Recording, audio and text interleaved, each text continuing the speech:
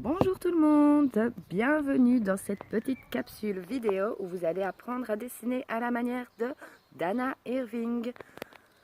Pour ce faire, vous avez d'abord commencé par aller sur Teams, lu attentivement le dossier que j'ai placé dans l'onglet Fichiers et d'art, observé le travail de l'artiste sur les différents sites internet que nous vous avons conseillés et choisi 4 éléments représentatifs du travail de l'artiste. Par exemple, un arbre, une montagne, un nuage ou encore des vagues. Alors, moi personnellement, je me suis placée dans le jardin pour pouvoir travailler parce qu'il est agréable de travailler dans un endroit où on se sent bien. Et aussi parce que cet artiste travaille sur le thème de la nature.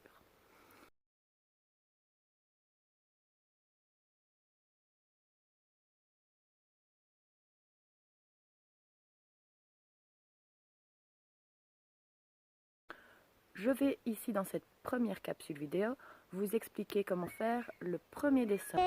Nous avons avec nous une petite élève qui fait un beau dessin et qui va nous accompagner pendant cette petite vidéo. Mais moi je veux un beau dessin. Oui, et les élèves aussi vont faire un beau dessin, d'accord? Donc, après avoir lu attentivement les consignes, vous êtes allé sur les différents sites de Dana Irving pour vous imprégner de son univers et observer attentivement ce qu'elle fait. Pour le premier dessin, vous aurez besoin uniquement du matériel devant vous, c'est-à-dire une équerre ou une latte, un crayon, un bic à 4 couleurs, une gomme et un taille-crayon au cas où. Mais ça c'est à moi. La première chose que vous devez faire, c'est diviser votre feuille en 4 espaces. Cela ne veut pas dire couper la feuille, mais simplement tracer une croix au crayon pour pouvoir avoir 4 espaces différents. Une fois que vos 4 espaces sont faits, choisissez parmi les dessins de Dana Irving 4 éléments qu'elle répète souvent. Par exemple, je vais dessiner des nuages, un arbre, des vagues, une montagne. Oh oui, Je vais faire une petite pause pour commencer à dessiner et vous montrer ensuite ce que ça donne. Vous avez donc observé les différents dessins et moi je commençais par dessiner un nuage qui ressemble peut-être un petit peu à une vague. Les dessins de l'artiste sont assez stylisés. Et derrière moi, j'ai une élève. Donc comme quoi vous trouvez aussi parfois vous n'avez pas le temps car vous devez vous occuper de différentes personnes de votre famille et c'est le cas pour tout le monde. Dans le premier espace, je dessine un nuage à la manière de l'artiste sans pour autant copier avec exactitude ce qu'elle fait.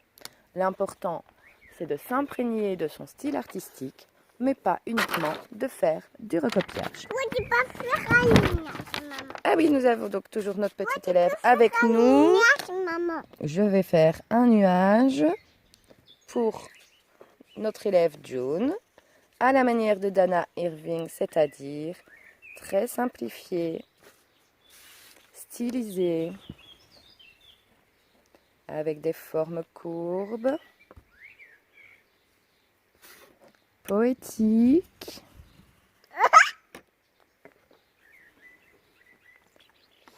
C'est moi. Oh, il n'est pas taillé. Et je réalise un petit dégradé. Et moi, si elle veut Et June fait aussi un petit dégradé. Oh, très bien. Voilà, s'il te plaît, mademoiselle. Tu peux terminer à ta place. Comme ça, moi, je continue aussi à faire mon travail. Tu vas là-bas. Et moi, je montre comment réaliser ce dégradé avec le bic à 4 couleurs. Je prends le bleu. Exactement de la même manière que vous faites avec un crayon de couleur, vous allez pouvoir réaliser un dégradé au bic.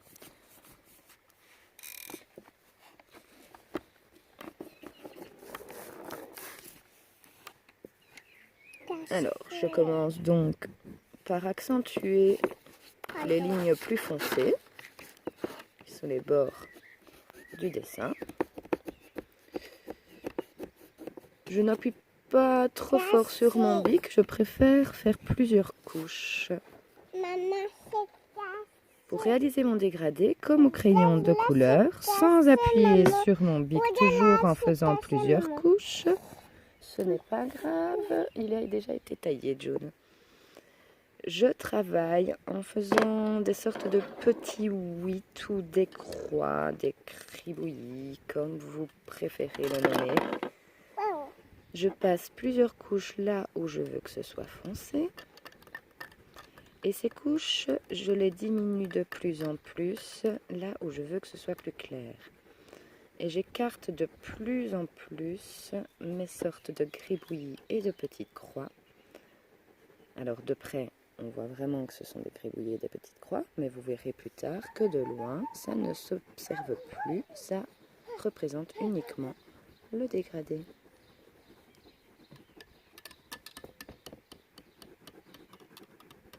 Donc il vaut mieux vraiment, comme avec le crayon de couleur, faire plusieurs couches que d'appuyer trop fort sur notre dessin.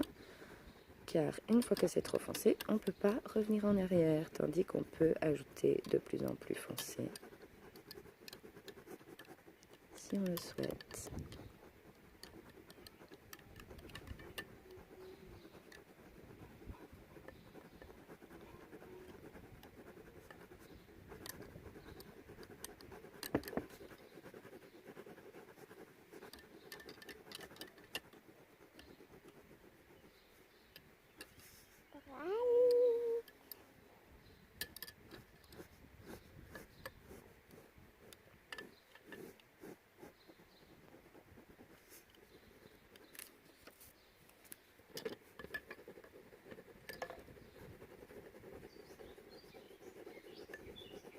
Donc vous observez au fur et à mesure que le dégradé